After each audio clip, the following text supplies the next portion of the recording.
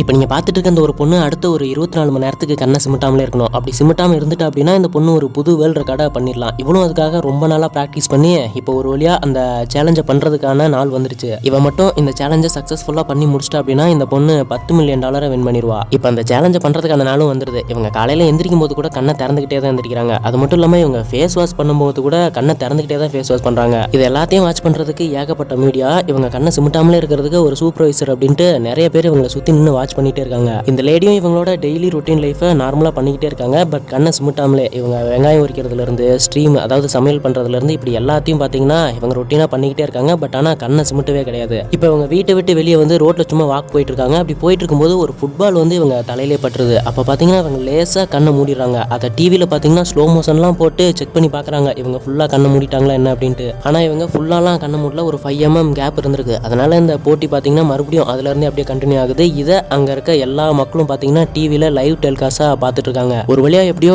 Time கிட்ட நெருங்கிடுச்சு. இன்னும் 1 hour மட்டும் தான் பாக்கி இருக்கு. இந்த 1 hour அவங்க கண்ணை சிமிட்டாமல் இருந்தால் இவங்க வேர்ல்டு ரெக்கார்ட் பண்ணிடலாம். அப்போ இவங்க என்ன பண்ணுறாங்க, ரிலாக்ஸாக உட்காந்து சாக்லேட் சாப்பிட்டுட்டு இருக்காங்க. அப்படி சாப்பிட்டுட்டு இருக்கும்போது என்ன பண்ணுறாங்க அப்படின்னா இவங்களையே மெய் மறந்து கண்ணை மூடிடுறாங்க. ஸோ அப்புறம் தான் தெரியுது இது ஒரு சாக்லேட் விளம்பரம். இந்த சாக்லேட்டை சாப்பிட்டோம் அப்படின்னா தன்னையே மெய் மறந்து போயிடும் அப்படின்னு சொல்றதுக்காக தான் இந்த மாதிரி பண்ணியிருக்காங்க.